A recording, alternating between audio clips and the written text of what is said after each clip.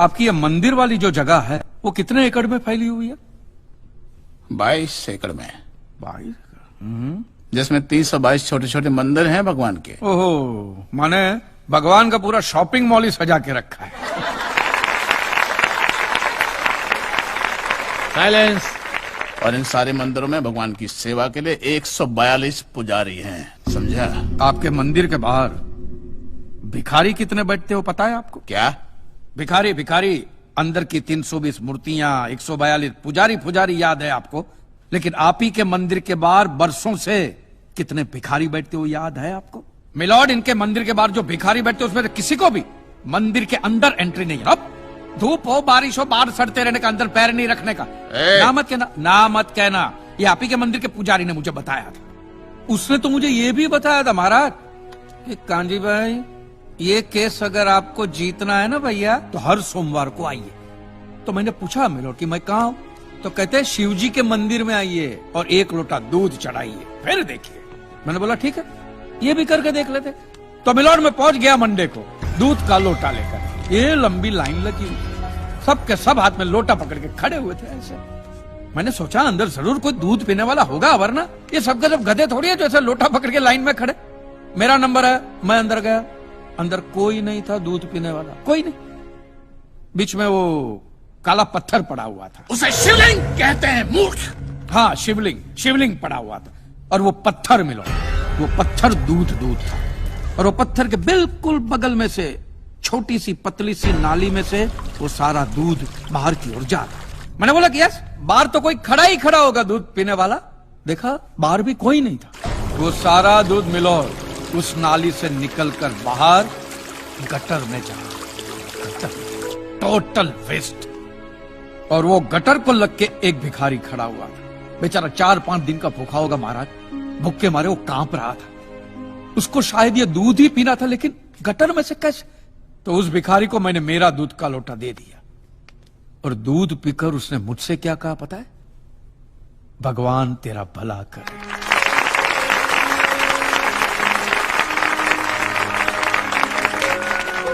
तो मंदिर में आने वाला एक इंसान वो पत्थर पे दूध डालने के बजाय किसी गरीब के पेट में डाले ना तो सबसे ज्यादा पुण्य मिलेगा, नहीं?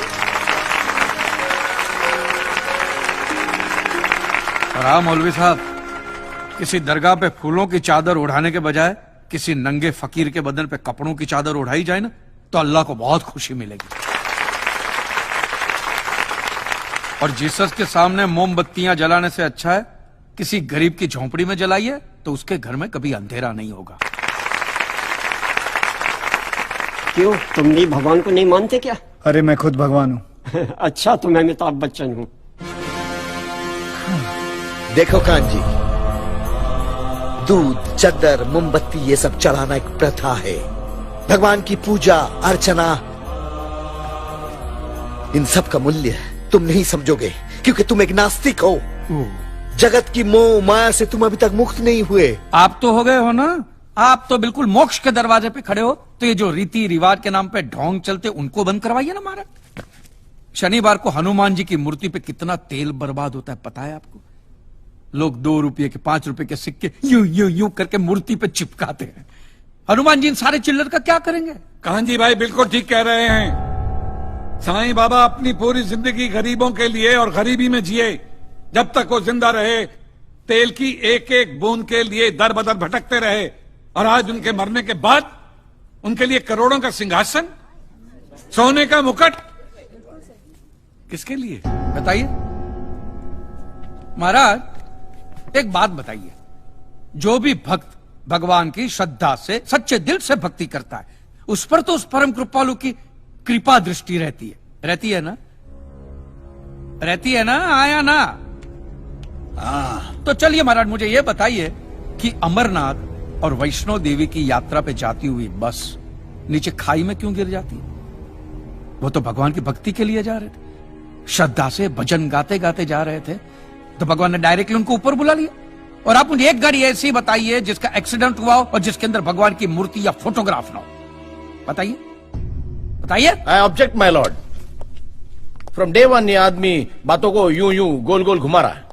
मिस्टर कांजी, ये कोई डिबेट नहीं है अच्छे बुरे की, ये कोर्ट है और यहां प्रूफ चलता है। और हमारे पास प्रूफ है, इंश्योरेंस पेपर्स पर आपके सिग्नेचर्स। इसलिए लीगली आपको कोई हक नहीं बनता इंश्योरेंस कंपनी से पैसे और मांगने जहां तक हमारा प्रश्न है, बीमा कंपनी के नियमों को हम नहीं मानते। अगर उन्होंने लिख दिया कि भूकंप जज साहब ने करवाया है, तो क्या जज साहब पैसे देंगे? इसी तरह पॉलिसी में भगवान का नाम लिख देने से भगवान पैसे देने के लिए प्रतिबद्ध नहीं होते। अगर आप चाहते कि भगवान आपके पैसे लौटा दे, तो ये प्रूफ करो कि ये भूकंप भगवान ने किया है, किया ही है ना। इन राइटिंग है, कहीं लिखा हुआ तुम्हारे पास है? Any proof? मिलॉर्ड, ये mister kanji, court of law में सिर्फ दलीलों पर फैसले नहीं होते। आपकी दलीलें, आपके आर्गुमेंट्स आम जनता के लिए कितने भी वैलिड क्यों ना हो, लेकिन अगर आप उन्हें साबित नहीं कर सकते हैं तो उनका कोई मतलब नहीं। आपके पास कोई सबूत है? You may please proceed.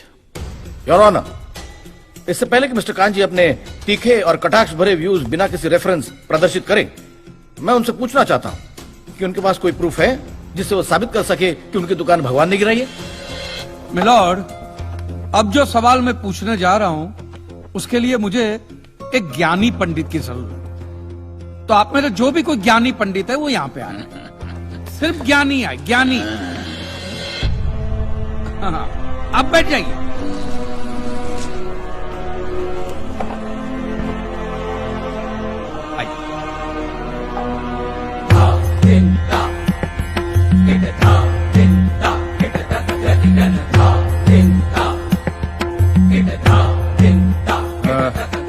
महाराज, आप जो पंडित लोग आपके प्रवचन में जो शास्त्रों की बातें करते हैं, तो शास्त्रों में जो भी लिखा होता है वो सब सही होता है? 100%। ऐसा कहां लिखा है? ये तो आप कह रहे हैं। गीता में लिखा है। अच्छा, क्या लिखा है गीता में? गीता के 4थे अध्याय का 40वां श्लोक, अज्ञस्य अश्रद्धानस्य संशयात्मा विनश्यति, नायम लोकस्ति ना परा ना सुखम संशयात्मना। मतलब क्या? इसका अर्थ है, जो अज्ञानी श्रद्धा विहीन मनुष्य शास्त्र पर संदेह या शक करता है, उसका विनाश निश्चित है। उसे भूलोक या परलोक कहीं भी शांति नहीं मिलती। समझा? ये बहुत इंटरेस्टिंग आइटम है। महाराज, आपको ये गीता में या शास्त्रों में कुछ भी समझ में आता है? कि जो भी लीलाधर महाराज बोल रहे उसमें बस ऐसे समझा समझा करके हाथ हिला रहे हैं। मिलॉर्ड, वो स्कूल में छोटे छोटे बच्चे होते, उनको प्रेयर कभी पूरी याद नहीं रहती, तो बेचारे आंख बंद करके ऐसे करके होंठ हिलाते, वो होंठ हिलाते, ये हाथ हिलाते। एक कांजी, तूने एक सिद्ध साधु का अपमान किया है, तो तुझे नरक में भी जगह नहीं मिलेगी। कहां से मिलेगी महाराज? आप लोगों ने पहले से ही वहां कुल्ले टिका के रखे हैं।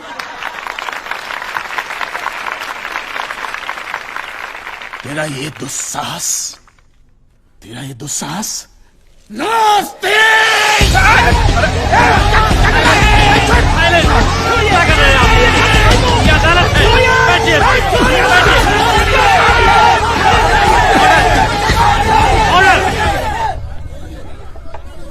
बैठ जाइए।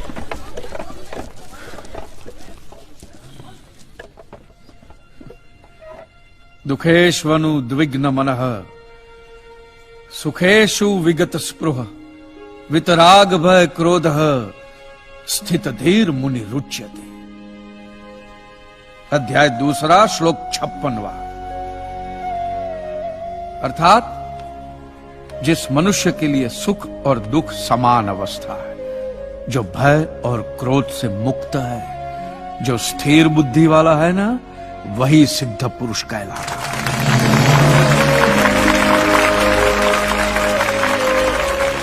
ये मुझे गीता सिखाएंगे? अरे ये क्या गीता सिखाएंगे मिलॉर्ड? इन लोगों की तो आईक्यू भी रूम टेम्परेचर से लो है। आपको 2 बात किया कही मैंने उकसाने के लिए, भड़काने के लिए, मुझे मारने चले हैं। ऐसी है आपकी सिद्धि सिद्धेश्वर? मिस्टर कांजी, उनकी सिद्धि क्या है, यह कोर्ट का मुद्दा नहीं है। कोर्ट का मुद्दा यह है कि आपकी दुकान किसने गिराई। भगवान ने गिराई है। ये आप फैसला सुना रहे। फैसला सुनाना जज साहब का काम है, आपका नहीं। आपको तो सिर्फ प्रूफ करना है कि उस दिन जो भूकंप आया वो भगवान की वजह से आया था, जो प्रूव करना इम्पॉसिबल है। Relax relax relax, nothing is impossible. Swami ji, एक बात बताइए, भगवान ने ही ये भगवत गीता कही है? कही है। और भगवत गीता में जो भी कहा गया है वो सब सच है? 100%। Point to be noted milord. तो मुझे एक बात बताइए कि भगवान ने भगवत गीता के 9वें अध्याय के 8वें श्लोक में क्यों ऐसा कहा है कि पूरी सृष्टि का सर्जन मेरी इच्छा से हुआ है, इसका विनाश भी मेरी इच्छा से होगा, ये पूरी सृष्टि मेरी इच्छा के अधीन है, इसके सर्जन और विनाश के लिए सिर्फ मैं और मैं ही जिम्मेदार हूं। और ये देखिए मिलॉर्ड, ये बाइबल में भी कहा गया है, Aiza chapter 54 verse 16 See, it is I who have created the smith who blows the fire of coals and produces a weapon fit for his purpose. I have also created the ravager to destroy. अब ये देखिए, ये कुरान शरीफ में भी है। सूरह जलजला 99 आयत 1 से 8 में भी लिखा है कि जब जमीन अपनी पूरी शिद्दत के साथ हिला डाली जाएगी और जमीन अपने अंदर के सारे बोझ को निकालकर बाहर डाल देगी और इंसान कहेगा कि ये उसको क्या हो रहा है, उस दिन वो अपने ऊपर बीते हालात बयां करेगी, क्योंकि तेरे रब ने उसे ऐसा करने का आदेश दिया होगा। रब ने।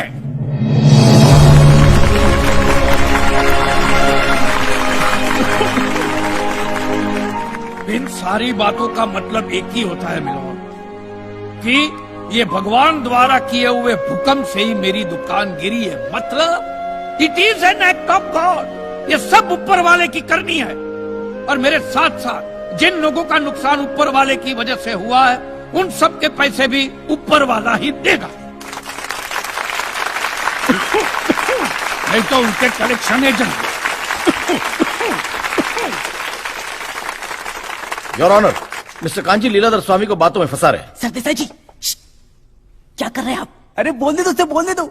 अगर ये प्रूव हो जाता है कि भगवान है तो हम लोग पैसा देने से बच जाएंगे। अच्छा, पूरा दोष अब आप हम पर थोपना चाहते हैं। अपनी स्कीम से बचने के लिए आप भगवान का नाम नहीं ले सकते, क्योंकि भगवान पर सिर्फ हमारा कॉपीराइट है। कॉपीराइट? अरे 2 मंदिर क्या बनवा दिए? भगवान आपकी बात का मालूम है? खबरदार, हमारा संप्रदाय तुमको छोड़ेगा नहीं। क्या कर रहे हो? साइलेंस।